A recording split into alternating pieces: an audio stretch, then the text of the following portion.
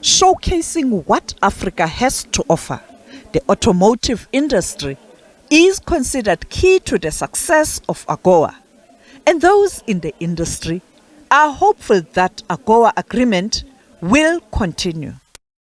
Applying to 80 countries, so the US is one very relevant market for us. That's the one side of the equation. The other one is that we are achieving a lot of employment in South Africa and an African continent because of AGOA. So it's a win-win situation for us as an OEM, our suppliers, and also for our customers in the US. The 3 Series is a very important car for us here in South Africa because we produced 5 generations of 3 Series here in Roslyn, and that's what you see here. You see the years of production and the 5 different generations of 3 Series. The number on the front shows that we almost produced 1.2 million 3 Series here in South Africa over the history. And very important, in 2000 we started exporting the 3 Series to the USA. We are the only US company or automotive company in South Africa. AGOA is extremely important to all South African manufacturers, especially the ones that got accessibility to be using AGOA as a vehicle to be moving cars from here into the US.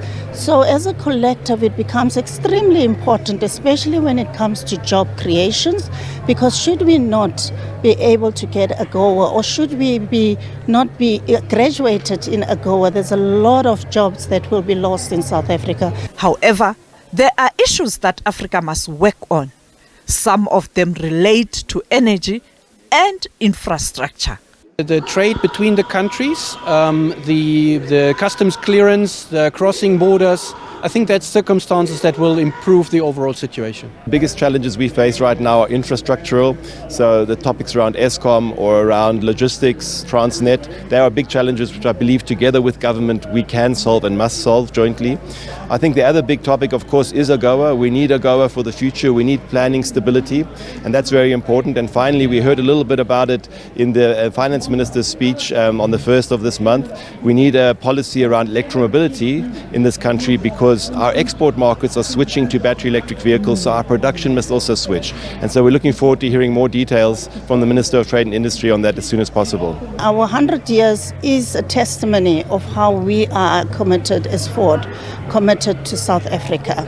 Yes, there are niggly things that we all know that we need to look at, that we've got the infrastructure that we need to look at, and our growth is super dependent in us as South Africans, ensuring that we have ease of business within South Africa. And that is not just investment from Ford, but it will be able to bring investment for other sectors as well. The president took time to engage with other stakeholders in this important sector. Nobody will buy it. No. It's unique. We'll tell them it's priceless because it's got the president's signature.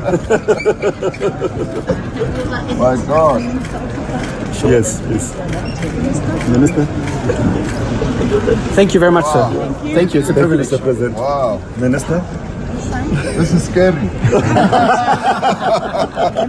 Why makes it a limited edition. Limited edition, Mr. President. He later touched on what Africa is offering.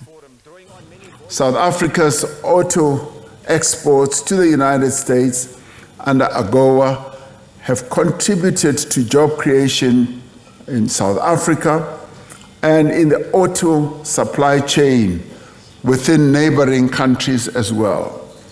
For instance, South African automotive companies source their leather car seats from Lesotho and wiring harnesses from Botswana, both neighbors to South Africa. Now you see the value chain that emerges. These countries or these companies source copper wire that they utilize from Zambia, they source rubber from Cote d'Ivoire, Nigeria, Malawi, Ghana, Cameroon, and steering wheel components from Tunisia. Now, these are then installed in cars that are exported to the United States under AGOA. The AGOA Forum will end on Saturday. Sophie Mugwe, SABC News, Johannesburg.